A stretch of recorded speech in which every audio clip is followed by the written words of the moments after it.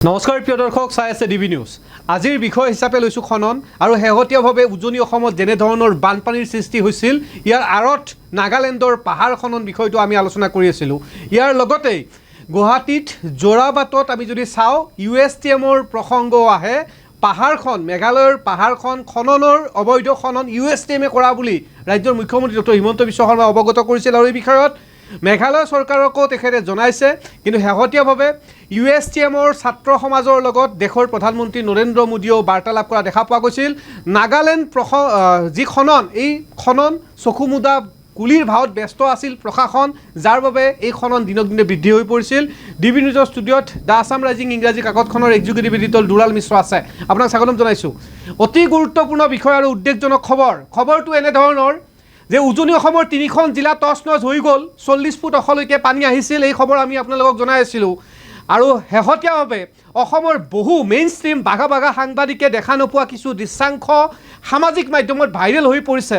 সংবাদ মাধ্যমতো যেনে এক প্ৰকাৰ বিভাজন তেনেধৰণে এতিয়া সাধাৰণ জনতাই ভাবিবলৈ আৰম্ভ কৰিছে। আৰু তেনে সময়তেই অসমৰ জ্যেষ্ঠ সাংবাদিক অতনু ভূঞাৰ এটা বিশেষ পোষ্ট, যি পোষ্টত মাজ নিশাৰ চিন্তাৰ কৰা কথা উল্লেখ কৰিছে, কৈছে যে নাগালেণ্ডত পাহাৰ খননৰ বিষয়ে যিসকলে আলোচনা বা সমালোচনা কৰি আছে উজনি অসমৰ বানপানীৰ ক্ষেত্ৰত তেওঁলোকক ধন্যবাদ জ্ঞাপন কৰিছোঁ। সমান্তৰালভাৱে গুৱাহাটী মহানগৰীখন যেতিয়া ডুব গৈ থাকে USTM প্ৰসংগত তেওঁলোকে কিয় সমালোচনা বা আলোচনা নকৰে? অকল মুখ্যমন্ত্ৰী ডক্টৰ হিমন্ত বিশ্ব শৰ্মাইহে গুৱাহাটীৰ বানপানীৰ বাবে USTMক সমালোচনা কৰে নেকি? এনেধৰণৰ প্ৰসংগত তেখেতে মাজ নিশাৰ এটা পোষ্ট দিছিল। এই পোষ্টটোৰ পিছতে আমিও আলোচনা কৰিবলৈ বা ভাবিবলৈ বাধ্য হ'লোঁ। আপোনাক ইতিমধ্যে উল্লেখে কৰিছোঁ যে এটা বিশেষ পোষ্ট জ্যেষ্ঠ সাংবাদিক অতনু ভূঞাৰ, য'ত উল্লেখ কৰিছে যে নাগালেণ্ডত যেনেধৰণৰ পাহাৰ খননৰ ফলত যদি উজনি অসমত বান হৈছে, তেনেহ'লে মেঘালয়ৰ ভূমিত সৃষ্টি হোৱা USTMৰ এই অবাধ খনন, এই খননৰ পিছত যেনেধৰণে গুৱাহাটী মহানগৰীৰ ডুব গৈ থাকে, ৰঙা পানী নুমি আহে, গতিকে এই ক্ষেত্ৰত কিয় আলোচনা বা সমালোচনা হোৱা নাই? কি ভাবে আপুনি? নৱজ্যোতি, এটা কথা ক'ব লাগিব। উজনি অসমৰ 3খন জিলাত যি প্ৰলয়ংকৰী বান হৈছে, সেই বানৰ কাৰণে নাগালেণ্ডৰ পৰা নামি অহা পানীৰ ঢলেই এক জগৰীয়া, সেই কথা এতিয়া আৰু গোপন হৈ থকা নাই। কিন্তু নাগালেণ্ডৰ পৰা হঠাতে এনেদৰে কিয় পানীৰ ঢল নামি আহিবলগীয়া হ'ল, কিয় নামি আহিলে, তাকে লৈও কিন্তু বিভিন্ন ৰহস্যৰ সৃষ্টি হৈছে। বিভিন্ন সাংবাদিকে তালৈ যোৱা বুলি আমি গম পাইছোঁ সামাজিক মাধ্যমৰ জৰিয়তে, আৰু তাত তেওঁলোকে কিন্তু কোনো বান্ধ দেখা পোৱা নাই বুলি সামাজিক মাধ্যমতে প্ৰচাৰ কৰিছে।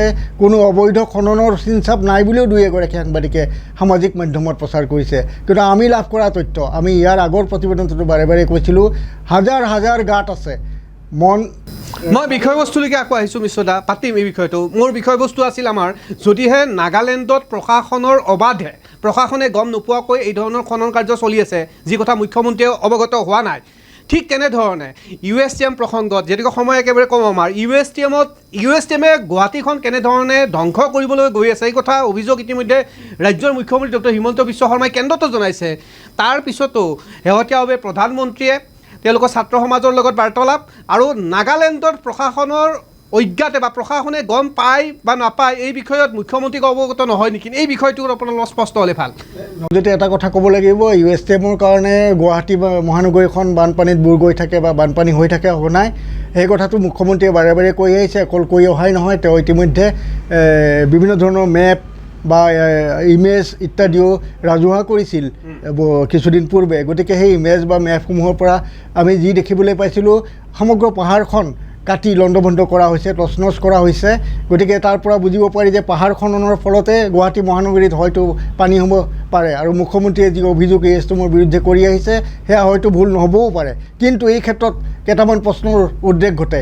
যিটো সময়ত USTMৰ বিৰুদ্ধে ৰাজ্যৰ খোদ মুখ্যমন্ত্ৰীগৰাকীয়ে অভিযোগ কৰি আহিছে, গুৱাহাটী মহানগৰীত হোৱা বানৰ বাবে USTMে দায়ী বুলি কৈ আহিছে, সেই সময়ত USTMখন কিন্তু বন্ধ কৰি দিয়াৰ যি যাৱতীয় কাৰিকৰী বা ৰাজ্যিক বিষয়ৰ যিখিনি কথা আহি পৰে, সেই বিষয়ত অসম চৰকাৰ অকণমান হ'লেও থমকি ৰ'বলগীয়া হয়। কাৰণ সমগ্ৰ ইউনিভাৰ্চিটিখন USTM কিন্তু নাগালেণ্ড মেঘালয়ৰ পাহাৰত অৱস্থিত হৈ আছে কিন্তু এই ক্ষেত্ৰত নৱজ্যোতি এটা কথা মই সুধিব বিচাৰিছোঁ কাৰণ অতনু ভূঞাৰ পোষ্ট এটা আপুনি এইমাত্ৰ উল্লেখ কৰিছে পোষ্টটোৰ কথা গতিকে অতনু ভূঞা এগৰাকী ৰাজ্যৰ আগশাৰীৰ তেওঁ সাংবাদিক আৰু তেওঁ অসমৰ সংবাদ জগতত তেওঁৰ কিন্তু অৰিহণা যথেষ্টখিনি আছে গতিকে তেওঁৰ মাজনিশা দিয়া এটা পোষ্টে কিন্তু নিশ্চয়কৈ চিন্তাৰ উদ্বেগ ঘটাবই মানুহৰ গতিকে এই বিষয়ত আমি ক'ব লাগিব নাগালেণ্ডৰ খননক লৈ অবৈধ খননক লৈ যিসকলে বাতৰি পৰিৱেশন কৰি আছে তেওঁলোকক ধন্যবাদ জনাইছে কিন্তু USTMৰ খননক লৈ কিয় আহিব সেইসকল নিমাত বুলি তেওঁ প্ৰশ্ন কৰিছে কিন্তু আমি এটা প্ৰশ্ন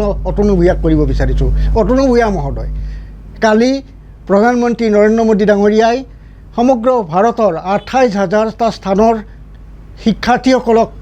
শিক্ষাৰ্থীসকল নহয় বিভিন্ন সামাজিক অনুষ্ঠান বিভিন্ন স্বেচ্ছাসেৱী অনুষ্ঠান আদিৰ প্ৰায় 1 কোটি লোকক সমবেত কৰি নচামুক্ত ভাৰতৰ বাবে যি অভিযান আৰম্ভ কৰিছে 100 দিনীয়া যি অভিযান সেই অভিযানত কিন্তু গুৱাহাটীৰ দাঁতিকাষৰীয়া USTMকে তেওঁ বাছনি কৰি লৈছে আৰু USTMৰ ছাত্ৰ ছাত্ৰীৰ সৈতে তেওঁ মত বিনিময় কৰিছে এটা কথা সেইবাবে এটা কথা স্পষ্ট হৈ পৰে যে যদি USTMৰ বাবে গুৱাহাটী মহানগৰীত বানৰ সৃষ্টি হৈ আহিছে তেন্তে এই কথাষাৰ অসমৰ পৰা কোনো প্ৰশাসনিক বিষয়া বা মুখ্যমন্ত্ৰীয়ে প্ৰধানমন্ত্ৰীক জনোৱা নাছিল নেকি বাৰু যদি জনাইছিল প্ৰধানমন্ত্ৰীয়ে কিয় USTMৰ ছাত্ৰ ছাত্ৰীসকলক কালি নচামুক্ত ভাৰতৰ বাবে যি অভিযান আৰম্ভ কৰা হ'ল সেই অভিযানৰ বাবে তেওঁ বাছনি কৰি ল'লে এয়া কিন্তু এক ডাঙৰ প্ৰশ্ন হৈ উঠিছে গতিকে অতনু ভূঞা ডাঙৰীয়াই সেইসকল সাংবাদিকক প্ৰশ্ন কৰাৰ সলনি এই প্ৰশ্নটো মাজনিশা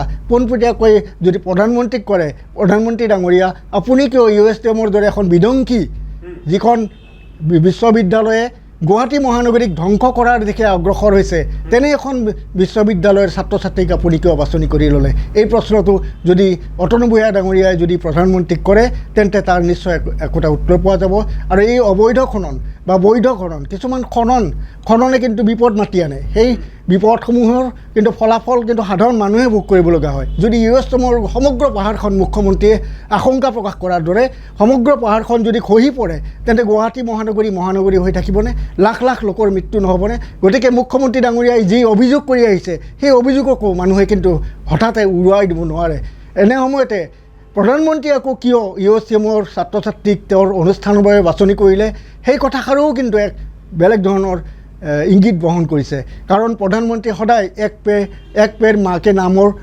নামেৰে এক অভিযান আৰম্ভ কৰিছে এক প্ৰকৃতিক ৰক্ষা কৰাৰ অভিযান আৰম্ভ কৰিছে যিগৰাকী প্ৰধানমন্ত্ৰী সেই অভিযানক এক গণ অভিযানৰ ৰূপ দিবলৈ সক্ষম হৈছে সেইগৰাকী প্ৰধানমন্ত্ৰীয়ে এনে এক বিপদ গুৱাহাটী মহানগৰীৰ বাবে বিপদ মাতি আনিব পৰা বিশ্ববিদ্যালয়ৰ ছাত্ৰ ছাত্ৰীক তেওঁৰ অনুষ্ঠানৰ বাবে কিয় বাছনি কৰিলে সেয়াও কিন্তু এতিয়া চিন্তনীয় বিষয় হৈ পৰিছে আৰু সেয়াও মাজনিশাৰ চিন্তাত অন্তৰ্ভুক্ত হ'লে নিশ্চয়কৈ সাধাৰণ মানুহ আমাৰ দৰে সাধাৰণ জনতা উপকৃত হ'ব নিশ্চয়কৈ জনসাধাৰণ এতিয়া বিপাঙত পৰিছে আপুনি স্পষ্ট ৰূপত উল্লেখ কৰিছে যে জ্যেষ্ঠ সাংবাদিকগৰাকীয়ে যি কথা উল্লেখ কৰিছে যে মাজনিশাৰ তেওঁ আলোচনাত USTM প্ৰসংগত আলোচনা কিয় কৰিব নালাগে এতিয়া USTMে শেহতীয়াভাৱে দেশৰ প্ৰধানমন্ত্ৰী কল্পনা কৰক তেওঁ ৰাজ্যৰ এখনৰ মুৰব্বী নহয় তাকো দেশৰ প্ৰধানমন্ত্ৰীগৰাকী নৰেন্দ্ৰ মোদীৰ যি ব্ৰেইন যি জনপ্ৰিয়তা ইয়াক বিশ্ববাসীয়ে স্বীকাৰ কৰে আৰু সেইজন ব্যক্তিৰ এটা ছেকেণ্ডৰ মূল্য বহুত আৰু সেইজন দেশৰ প্ৰধানমন্ত্ৰীয়ে কিন্তু এখন প্ৰাইভেট ইনষ্টিটিউশ্যনত USTMত সময় দিছে তাৰ ছাত্ৰ ছাত্ৰীসকলৰ লগত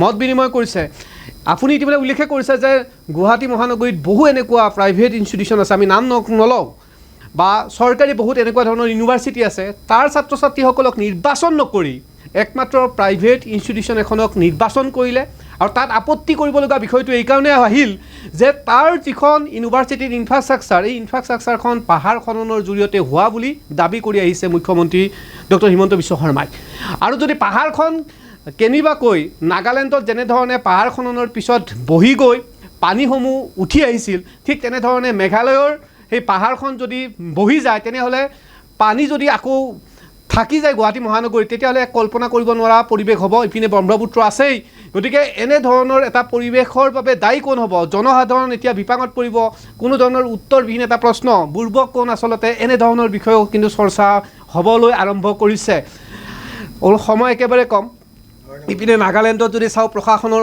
অজ্ঞাতে ৰাজ্যৰ মুখ্যমন্ত্ৰী অৱগতই নহয়। বহু মানুহে ইতিমধ্যে মুখ্যমন্ত্ৰী আজি গৈছে, তাত উল্লেখ কৰিছে যে আমাৰ ইয়াত খনন হয়, শিল খনন কৰিছে, এনেধৰণৰ কিছু দৃশ্যাংকৰ কথা তেওঁলোকে ৰাজহুৱাভাৱে কৈ আছে মুখ্যমন্ত্ৰীগৰাকীয়ে। প্ৰশাসনে মুখ্যমন্ত্ৰীক জনোৱা নাছিল নেকি? নিশ্চয়কৈ নৱজ্যোতি, নাগালেণ্ডৰ পাহাৰত হৈ থকা খনন আৰু অবৈধ কয়লা খনন ইত্যাদিৰ বিষয়ে প্ৰশাসন, দুয়োখন ৰাজ্যৰ প্ৰশাসনে অসমৰ মুৰব্বী মুখ্যমন্ত্ৰী হিমন্ত বিশ্ব শৰ্মাক অৱগত কৰা উচিত আছিল। হয়তো অৱগত কৰা হোৱা নাছিল, নহ'লে এনে এক পৰিস্থিতিৰ বাবে হয়তো মুখ্যমন্ত্ৰীগৰাকীয়ে পূৰ্বৰে পৰাই প্ৰস্তুতি চলালেহেঁতেন আৰু পূৰ্বৰে পৰাই নাগালেণ্ডৰ চৰকাৰৰ সৈতে আলোচনা কৰাৰ বাবে তেওঁ পদক্ষেপ গ্ৰহণ কৰিলেহেঁতেন। কাৰণ মুখ্যমন্ত্ৰীয়ে কিছুদিন পূৰ্বে এটা কথাই কৈছে, সাহাৰ্য অভিযানৰ অন্ত পৰাৰ পিছতে অসম চৰকাৰে নাগালেণ্ড চৰকাৰৰ সৈতে এই বিষয়ত কথা পাতিব। গতিকে হয়তো প্ৰশাসনে, হয়তো দুয়োখন ৰাজ্যৰ প্ৰশাসনে মুখ্যমন্ত্ৰীক এই বিষয়ত আন্ধাৰত ৰাখিছিল। আৰু আন্ধাৰত ৰখাৰ কাৰণ কি? চিণ্ডিকেট চক্ৰই এটা মতা অংকৰ মুনাফা তেওঁলোকে কৰি যোৱা বুলি ইতিমধ্যে অভিযোগো আহিছে। আৰু এক হাতীমূৰীয়া বুলি এজন বিশেষ ব্যক্তি, এই এটা বিশেষ ৰাজনৈতিক দলৰ লগত জড়িত কোৰ ব্যক্তি, এইসকল ব্যক্তিয়ে ইয়াৰ লগত জড়িত, এই চিণ্ডিকেটটোৰ লগত। পূৰ্বৰ প্ৰতিবেদনটো আপোনালোকক উল্লেখ কৰিছিলোঁ। আন এটা প্ৰশ্ন যে এতিয়া USTMৰ কথাটো পাতিবই লাগিব, কাৰণ অসমৰ ৰাজধানী দিছপুৰ ডুবি যাব পাৰে। উজনি অসমত 3খন জিলাত ডুবি যোৱাৰ পিছত কেনেধৰণৰ পৰিস্থিতি হৈ পৰিছে। যদি আজি USTMৰ পাহাৰ খননৰ পিছত সেই পাহাৰসমূহৰ পৰা অহা ভয়াৱহতা, মহানগৰীখন যদি ডুবি যায়, তেনেহ'লে কেনেধৰণৰ পৰিৱেশ হ'ব? এই ক্ষেত্ৰত ৰাজ্যৰ মুখ্যমন্ত্ৰী বা প্ৰশাসন, ইতিমধ্যে আপুনি জ্যেষ্ঠ সাংবাদিক অতনু ভূঞাকো উল্লেখ কৰিছে যে তেখেতেও পাৰিলে প্ৰধানমন্ত্ৰীক জনাওক। ময়ো এবাৰ অনুৰোধ কৰিছোঁ, জ্যেষ্ঠ সাংবাদিক অতনু ভূঞাই পাৰিলে এবাৰ দেশৰ প্ৰধানমন্ত্ৰী নৰেন্দ্ৰ মোদীক জনাওক যে USTMে কেনেধৰণৰ ক্ষতি কৰি আছে। গতিকে সেইজন তেনেধৰণৰ এটা প্ৰতিষ্ঠানৰ লগত যদি তাৰ ছাত্ৰ ছাত্ৰীৰ লগত মত বিনিময় কৰে, তেতিয়াহ'লে এক প্ৰকাৰ USTMৰ কাৰণে বিজ্ঞাপনৰ ক্ষেত্ৰত বা USTMৰ প্ৰচাৰৰ ক্ষেত্ৰত সুবিধাই হয়। আৰু এটা কথা, ৰাজ্যৰ মুখ্যমন্ত্ৰীয়ে অৱগত কৰে যে USTM প্ৰসংগত সংবাদ মাধ্যমত বিশেষভাৱে আলোচনা নহয়, বিজ্ঞাপন পোৱাৰ কথাটো উল্লেখ কৰে যে বিজ্ঞাপন থাকে আৰু এই বিষয়ত বিশেষভাৱে চৰ্চা বহুতে নকৰে। আৰু সঁচা অৰ্থত এটা কথা ক'ব লাগিব যে অসমৰ সংবাদ মাধ্যমত, প্ৰায়সমূহ সংবাদ মাধ্যমত USTMে বিজ্ঞাপনটো দিয়ে, যাৰ বাবে সকলোৱে মুকলিমূৰীয়াকৈ কথাখিনি নকয়। এতিয়া ৰাজ্যৰ মুখ্যমন্ত্ৰীয়ে বহুত ভয়াৱহৰ কথা উল্লেখ কৰিছে, এই কথাও আমাৰ নহয়, মুখ্যমন্ত্ৰীয়ে কৈছে। এতিয়া এই ক্ষেত্ৰত মুখ্যমন্ত্ৰীৰ লগতে জ্যেষ্ঠ সাংবাদিক অতনু ভূঞাৰ কি কৰণীয় আছে বুলি ভাবে আপুনি? তেওঁ কেনেধৰণে ৰিকুৱেষ্ট কৰাটো বিচাৰে যে মাজ নিশাৰ চিন্তাত এইবাৰ আমি পাম নেকি তেখেতৰ পোষ্টত যে দেশৰ প্ৰধানমন্ত্ৰীলৈকে তেওঁ এটা বাৰ্তা দিব? এটা কথা ঠিক, বিজ্ঞাপন দিয়াটো, যিকোনো এটা প্ৰতিষ্ঠানৰ বাবে বিজ্ঞাপন দিয়াটো এটা সাধাৰণ প্ৰক্ৰিয়া, আৰু সেই প্ৰক্ৰিয়াৰ মাজেৰে USTMে বিজ্ঞাপন দি আছে বিভিন্ন প্ৰতিষ্ঠানক নিশ্চয়কৈ, যদি প্ৰট'কলে কয় নিশ্চয়কৈ দিব পাৰিব। গতিকে বিজ্ঞাপন দিয়াৰ বাবেই সংবাদ মাধ্যমে এই বিষয়ত মাত মতা নাই, সেই কথাষাৰ কিন্তু মানি ল'ব নোৱাৰি। কাৰণ সংবাদ মাধ্যমে বিজ্ঞাপনৰ দিয়েই চলিব লাগিব, বিজ্ঞাপনৰ ধনেৰেই চলিব লাগিব।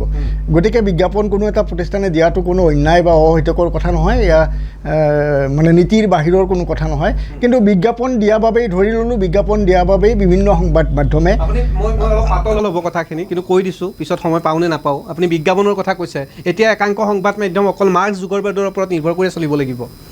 কথাষাৰ শুনিবলৈ অলপ বেয়া হ'লেও যেনেধৰণে এতিয়া বিজ্ঞাপনৰ ক্ষেত্ৰত বিশেষভাৱে বহু সাপ্তাহিক কাকতে এতিয়ালৈকে বিজ্ঞাপনে পোৱা নাই প্ৰায় 6 মাহ ধৰি, আৰু বহু ক্ষুদ্ৰ কাকত গোষ্ঠীক এতিয়ালৈকে কিন্তু বিজ্ঞাপন দিয়া নাই। যদিও বা বানপীড়িত লোকসকলক সকলোৱে সহায় কৰি আছে, উচ্চ নিচ, ধনী ডাঙৰ বা দুৰ্বলৰ পক্ষত কোন, এই বিষয়ত চৰ্চা চলি আছে, সেই বিষয়টো বেলেগ।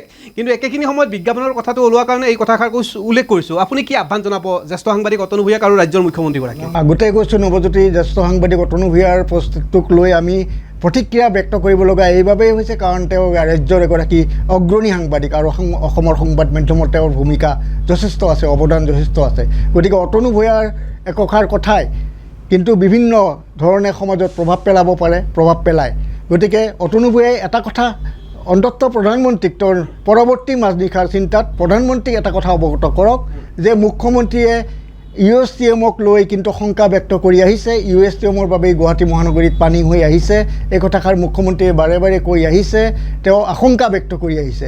কিন্তু এই আশংকাৰ কথা হয়তো প্ৰধানমন্ত্ৰীয়ে নাজানে বা অৱগত নহয়, সেইবাবেই প্ৰধানমন্ত্ৰীয়ে গুৱাহাটী বিশ্ববিদ্যালয়, ডিব্ৰুগড় বিশ্ববিদ্যালয় আদিৰ দৰে ইমান ডাঙৰ ডাঙৰ বিশ্ববিদ্যালয় থকাৰ পিছত, আৰু বিভিন্ন তেজপুৰ আছে ইউনিভাৰ্চিটি, আৰু বিভিন্ন IIT আছে, আৰু বিভিন্ন ধৰণৰ ব্যক্তিগত খণ্ডৰ বিভিন্ন ডাঙৰ ডাঙৰ প্ৰতিষ্ঠান থকাৰ পিছতো USTMৰ ছাত্ৰ ছাত্ৰীক কিয় কালিৰ নচামুক্তি অভিযানৰ সেই গোটেই দেশজোৰা কাৰ্যসূচীত যিটো কাৰ্যসূচী 28,000 স্থানৰ পৰা বিভিন্ন ছাত্ৰ ছাত্ৰী ধৰ্মীয় অনুষ্ঠান স্বেচ্ছাসেৱী অনুষ্ঠান আদিৰ প্ৰায় 1 কোটি লোকে তাত অংশগ্ৰহণ কৰিছে একে সময়তে গতিকে কিয় প্ৰধানমন্ত্ৰীয়ে সেইখন বিশ্ববিদ্যালয় যিখন বিশ্ববিদ্যালয় এক কথাত ক'ব গ'লে বিতৰ্কিত বিশ্ববিদ্যালয় এক কথাত ক'ব লাগে বিতৰ্কিত বিশ্ববিদ্যালয় হৈ পৰিছে কাৰণ মুখ্যমন্ত্ৰীয়ে দাবী কৰি আহিছে এইখন বিশ্ববিদ্যালয়ৰ বাবে আমাৰ ইয়াত পানী হয় গুৱাহাটীত গতিকে সেইখন বিশ্ববিদ্যালয় কিয় বাছনি কৰিলে ছাত্ৰ ছাত্ৰীক সেই কথাষাৰ তেওঁ প্ৰধানমন্ত্ৰীৰ পৰা জানিলে বা প্ৰধানমন্ত্ৰীক যদি অৱগত কৰে এই বিশ্ববিদ্যালয়খন এনেকুৱা আহে তেতিয়াহ'লে তেওঁৰ মাজনিশাৰ চিন্তাৰ সাৰ্থকতা লভিব মানুহ উপকৃত হ'ব আমিও উপকৃত হ'ম সকলো উপকৃত হ'ব নিশ্চয়কৈ বিদায় লৈছোঁ ধন্যবাদ জ্ঞাপন কৰিছোঁ স্পষ্ট ৰূপত সকলো কথা কোৱাৰ বাবে প্ৰিয় দৰ্শক আপোনালোকৰ মতামত কমেণ্ট ছেকশ্যনত জনাব পাৰে কি ভাবে এই বিষয়টোৰ ওপৰত বিদায় লৈছোঁ